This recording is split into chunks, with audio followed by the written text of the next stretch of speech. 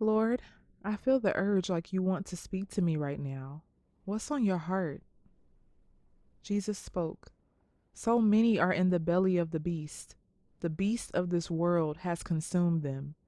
That is why you are seeing the inside of a large stomach as you were praying. So much toxic liquid, so much depth. My children are being swallowed up by the beast of this world, who never loses its appetite. Many don't have to wait for the mark of the beast because they have allowed themselves to be swallowed by him. In their hearts, minds, actions, only their free will to be saved will help them to be coughed up by the beast. If they don't desire to be freed, they will stay bound. So many of you are living in bondage of your own doing. There have been ample opportunities for you to be freed from your shackles, but you believe you have the best there is to have. Oh, how I wish to save you, but you push me away every day. I'm asking for prayers for these slumbering souls to wake up and recognize that they are not on vacation on a beautiful island in a 5-star resort, but are in bondage of their souls. They are slaves to their jobs, relationships, businesses, people's opinions, expectations, their own bodies, and they cut themselves off completely to my voice, telling them that they are headed in the wrong direction. I can do nothing but sit and watch many of you head towards a cliff, and my divine law of free will prohibits you from being saved by me because you don't want to or think you need to be saved. I will never force my hand unless you give me permission to do so. All of this because I love you with every fiber of my being, and I wait for and anticipate the day you will look in my direction and realize I was the one loving you all along. That's my promise to you, and I hope you will take my hand and realize I will never lead you astray.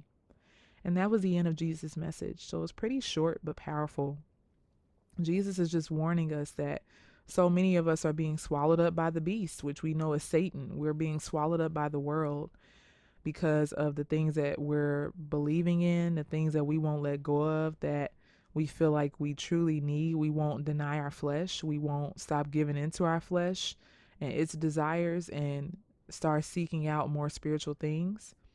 He's revealing these things to us so that we understand what we're up against, so that we will not continue to give the beast any attention.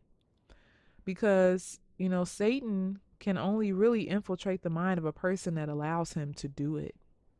He cannot infiltrate the mind of a person if that person is actively staying close to God and using the strength and wisdom of God to ward off the enemy. He cannot do anything with the person that is not allowing him to do it. If you don't want him to bother you, if you are coming against him with the authority and strength of God behind you, then you'll always win. But if you try to do anything in your own strength, you try to square up with Satan, on your own without the strength of God, you'll fail. You will fail. So God is just warning us again, to come out of the belly of the beast, to no longer think that we know everything, to no longer think that everything we know is all there is. Because the more we do, we will stay in the belly of the beast. We will never be coughed up, you know. And it's just like Jonah being swallowed up by the whale. He was being disobedient. He thought he knew better.